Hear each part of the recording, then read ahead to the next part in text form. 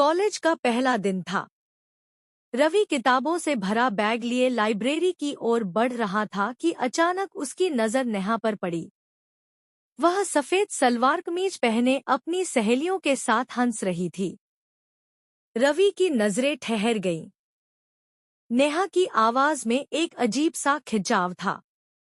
जब उसने पहली बार उससे पूछा, क्या तुम्हें भी कविता पसंद है, तो रवि को लगा जैसे यह दुनिया की सबसे खूबसूरत आवाज है।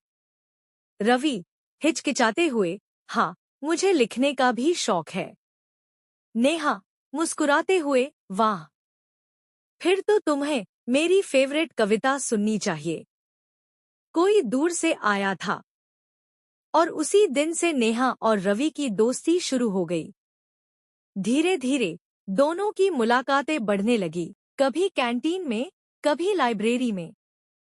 रवि का दिल अब नेहा के बिना अधूरा लगता। एक दिन उसने हिम्मत करके कह ही दिया, रवि, आंखों में झलकता प्यार, नेहा, मैं तुम्हारे बिना नहीं रह सकता। क्या तुम मुझसे प्यार करती हो? नेहा कुछ पलों तक खामोश रही, फिर हल्की मुस्कान के साथ कहा, हाँ, मैं भी तुम्हें पसंद करती हूँ।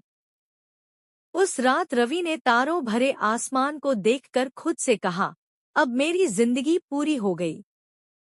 सब कुछ खूबसूरत लग रहा था, लेकिन कुछ महीनों बाद रवि ने कुछ अजीब महसूस किया। नेहा अब पहले जैसी नहीं रही थी।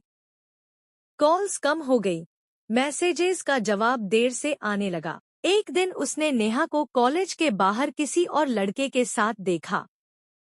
वह उसका हाथ पकड़कर हंस रही थी। रवि का दिल तेजी से धड़कने लगा। उसने तुरंत नेहा को कॉल किया। रवि नजरें झुकाए हुए, दर्द भरी आवाज में, नेहा, यह सब क्या है? नेहा ठंडी आवाज में, रवि, तुम बहुत अच्छे हो, लेकिन यह सब बस एक फेज था। मैं अब किसी और के साथ खुश हूँ।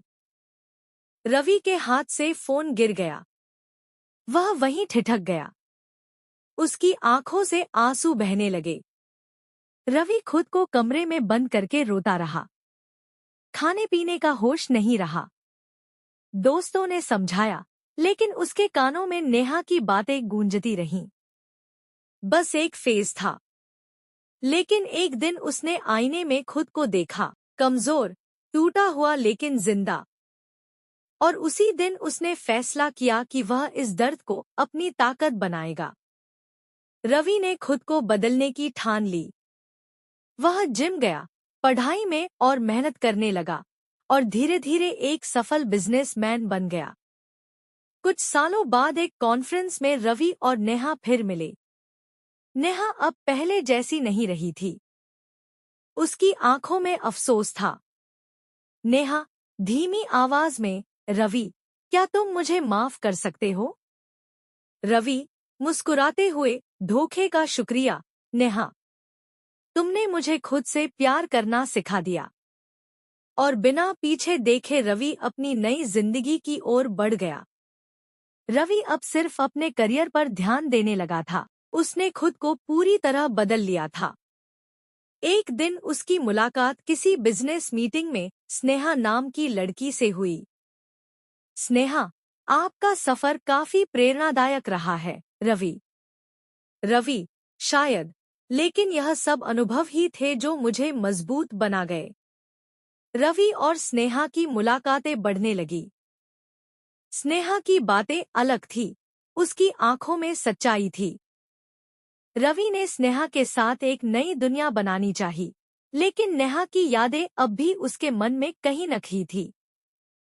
एक दिन स्नेहा ने पूछा, रवि, क्या तुम अब भी अपने अतीत में अटके हुए हो? रवि चुप रहा।